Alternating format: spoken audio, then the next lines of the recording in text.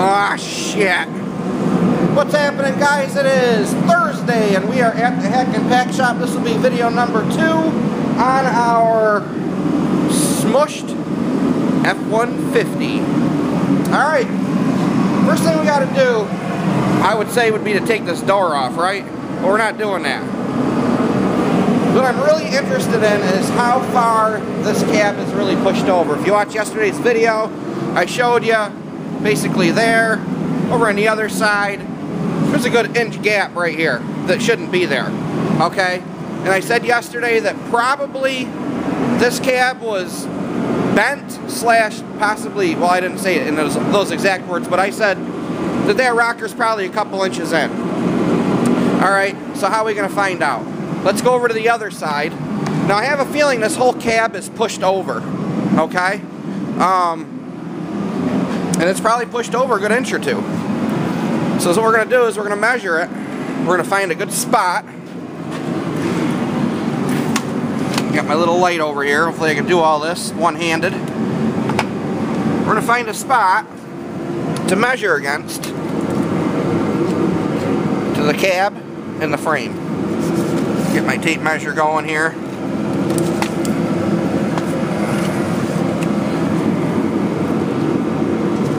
Looks like a hole in the frame right there. So we're going to go from there to the rocker. I don't know if you can see it or not. Roughly 9.5 inches. Alright, let's go to the other side.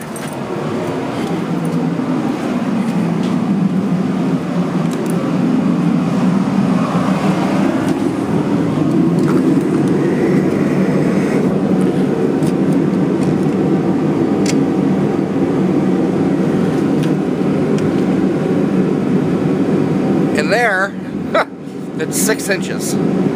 So this son of a bitch is pushed over roughly 3 inches. Alright? Not a good thing. And if you look down it, you can see where the rocker is actually bowed in right here. So right here it's actually pushed in a little bit further. So, with no frame machine, how do you think we're going to do this? There's a couple different ways. Port of power, right against the frame rail, right under there, against the back of the rocker, and push it out. We could go ghetto, alright, which we've done here at the Hack and Pack Shop. Not going to bullshit you. I can punch a hole through this door.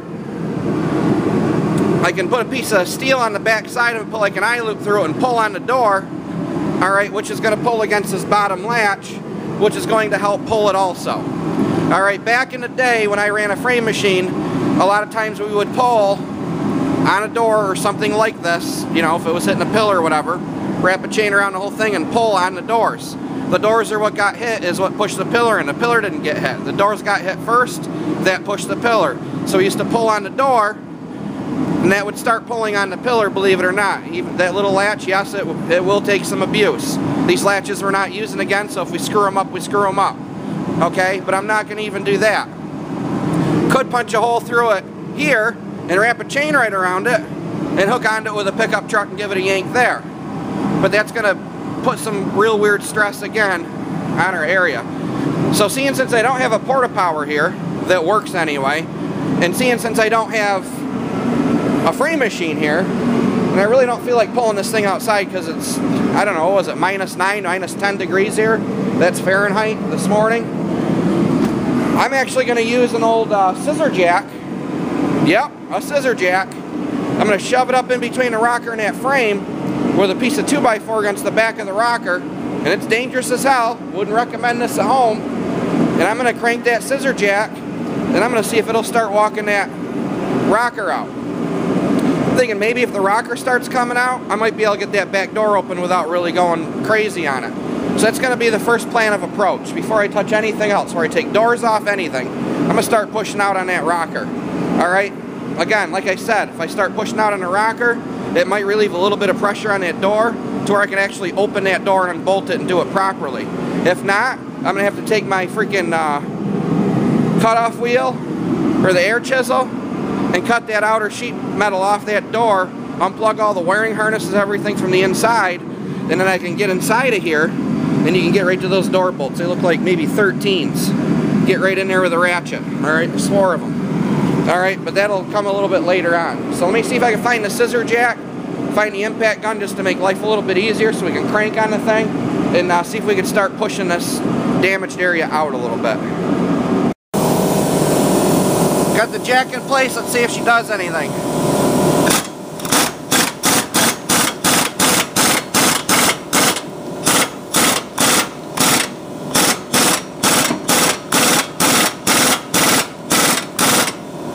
Alright, we're going to stop right there, we're going to measure.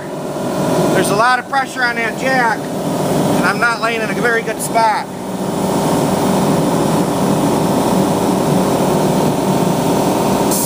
Alright, we're already out to about 8 inches, but that's with pressure on the jack. You always got to figure it's going to suck back in about a ½ inch. Alright, so we're going to keep cranking, but I'm going to get in a little better position here. Alright.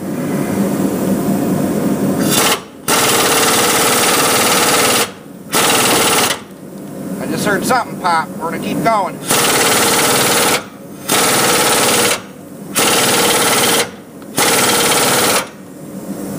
Alright, now we're going to hold off right there.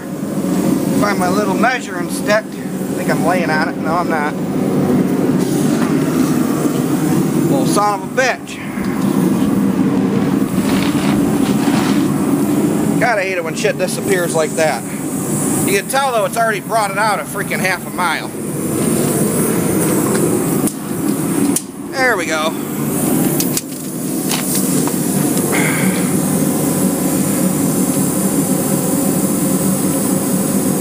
Alright, now that's a little over, well, right on 8 inches right there.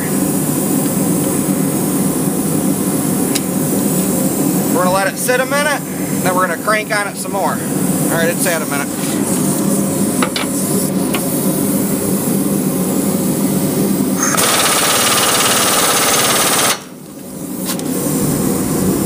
Now we'll let it set. We'll go over and measure the other side. See, already it's starting to walk out, but there's pressure on it, so that's, you know, it's going to be an inaccurate measurement with pressure.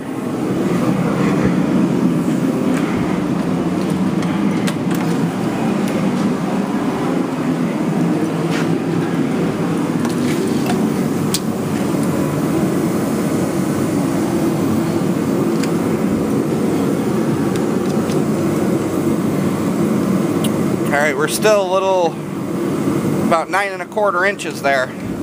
So it has started to suck the cab over a touch. Now if I got in here and ripped the carpet out of this, loosen up those rear cab bolts, the whole cab's probably going to pop right over. But we're not that far yet. So what we're going to do, we're going to leave this pressure on here for a little bit. Let this metal kind of relearn. And then I'm going to give her another little crank. Well, one jack wasn't doing it, so now we got 2 up in there. Now I just measured it, and right now it's the same exact measurements the other side, and they're both, well, this one's actually a little further. This one's closer to 10 inches, the other side's 9 right on the button. But you got to figure at least 1 inch for expansion. Now one thing that seems to be a little crazy here is where the pressure is on this jack. It actually feels like it moved that frame just a touch. It must be some pretty flimsy crap. You can feel like a little weird dip here. Alright, so that's not good either. But we're going to leave that alone. I'm just going to let it kind of creak. It's been sitting here creaking and making noises for the past couple minutes. I'm going to leave all this pressure on it. Then what I'll do is I'll release this jack first. And then we'll take the pressure off the other jack on camera, and you're going to see how much that thing's going to dive in. And it's going to dive in, I'll guarantee you, at least 1 inch, 1.5 inches. So let's give it a couple minutes. I'll go ahead, I'll relieve the pressure off this jack off camera, and the pressure on the jack that's right here on camera, just so you can watch that whole thing kind of just whoop back in there. Alright, but it's still going to be way better, and then we might have to reposition the jacks a little bit. Like maybe I'll take this jack, move it down, and I'll maybe move this jack over a little bit, and then we're going to try to push it out again. Now I'm going to try to hold this still. I'm going to release the pressure off it, see if this sumbitch moves. I guarantee it will. Just watch right there.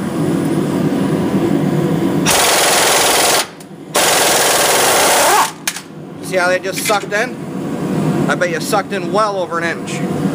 Measure it.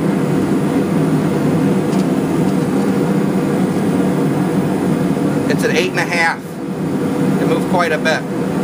Now let's go measure the other side. Need the light.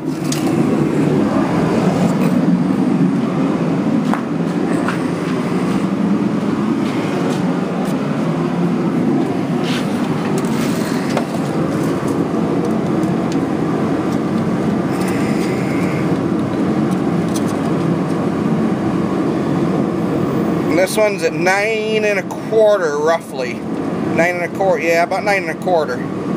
Almost 9 1/2. So we're about an inch out. But that's still way better than what we started with.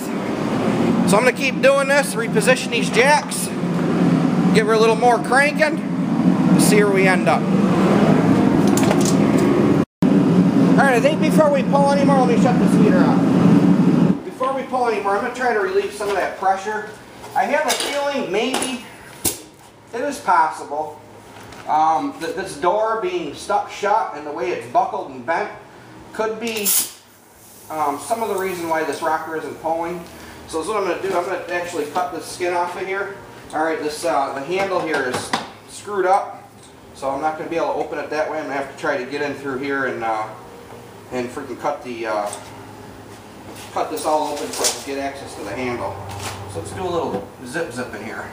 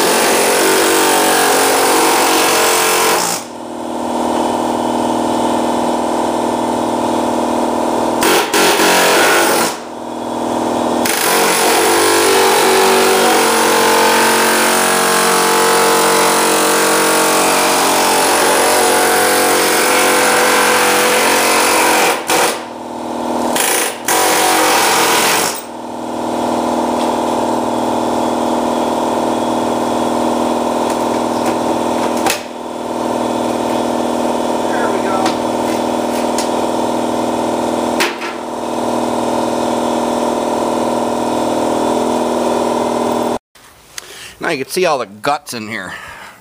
Oh yeah. Alright, let's see, a little light. That's the lower latch, cable driven. So we're going to pop that. There's your speaker, part of the window regulator there, the main part of the regulator, window channel. Okay, now you can see the guts of the inside of the door with the door semi together. There is a latch up on top, I'm assuming. I would assume there is. So we're going to have to figure out a way to release that. So we might be cutting more internally inside of this door right up in here so we can get to that cable also. Because this handle, yeah, foobarred. So let me see if I can get this door open and we'll keep going along here. Got that door open. Look at that panel.